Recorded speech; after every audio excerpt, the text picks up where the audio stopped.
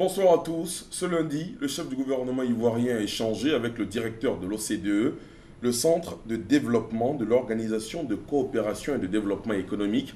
Mario Pessini a remis à Daniel Caban-Duncan les rapports de l'étude pour l'élaboration du plan stratégique Côte d'Ivoire pays émergent en 2020, une étude commanditée par l'État ivoirien et dont les conclusions étaient attendues depuis plusieurs mois déjà.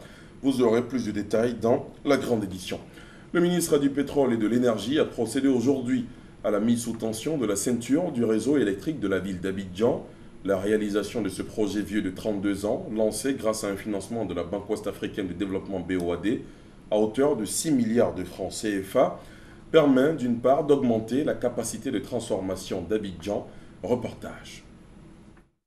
Ce poste source installé sur la route de Bingerville représente un investissement de 6 milliards de francs CFA, financé par la Banque ouest-africaine de développement BOAD, un projet qui a nécessité une technicité pointue. Créer donc la nouvelle travée d'abord, installer deux nouveaux transformateurs, 225-90 MVA, en lieu et place du seul transformateur de donc son 10 MVA. Et ensuite faire la ligne qui relie donc aujourd'hui le poste de la Riviera au poste d'Abobo.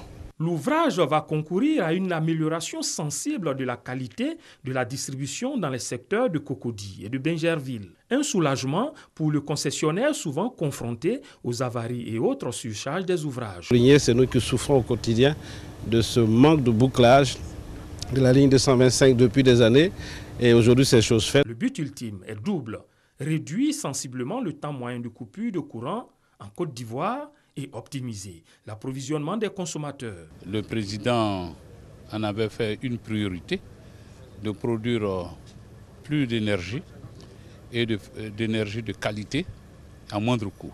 La mise en place des différents postes de source de la région d'Abidjan va permettre d'augmenter notre capacité de transformation de près de 95%. Depuis 2011, le gouvernement a lancé 9 projets de postes sources dans la ville d'Abidjan. 7 ont déjà été réalisés ou sont en finition. C'est la rentrée judiciaire 2015-2016 à la Cour d'appel d'Abidjan. La cérémonie officielle marquant la reprise du travail a eu lieu vendredi au Palais de justice du Plateau. Cette rentrée judiciaire s'est faite sur fond de consolidation de la démocratie ivoirienne après la présidentielle. Les autorités de la Cour d'appel invitent tous les maillons de la chaîne judiciaire à faire leur mue afin d'être à la hauteur des exigences de la Côte d'Ivoire nouvelle. À 72 heures de la fête de Noël, l'esprit de la plupart des parents est à la recherche de cadeaux pour les enfants. Dans cette dynamique, un fait a attiré notre attention. Les parents semblent ne plus vouloir seulement se contenter de faire un cadeau juste pour en faire. De plus en plus, le choix est porté sur les présents ou jouets qui ont des fonctions éducatives, entre autres ordinateurs, tablettes, jeux de mots et autres. Désormais, beaucoup préfèrent des jouets instructifs et éducatifs. Vous le verrez dans la grande édition. À l'étranger, la Centrafrique attend toujours les résultats du référendum qui s'est déroulé le 17 décembre dernier. Les résultats des villes de l'intérieur sont en cours de consolidation alors qu'à Bangui, ils sont connus. 90% des votants sont favorables au changement de la Constitution. Ce scrutin, censé clore la transition politique, a été émaillé de violence. La Maison-Blanche a exhorté samedi le président rwandais Paul Kagame à respecter les limites existantes concernant le nombre de mandats présidentiels. Cette exhortation intervient après l'acceptation massive par référendum d'une modification de la Constitution du Rwanda.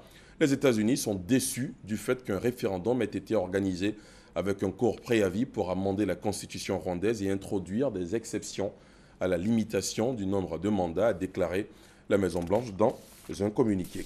Et puis, Sepp Blatter, président démissionnaire de la FIFA, et Michel Platini, patron de l'UEFA, qui ambitionnait de lui succéder, ont été suspendus aujourd'hui de toute activité dans le football pour 8 ans par la commission d'éthique et de l'instance.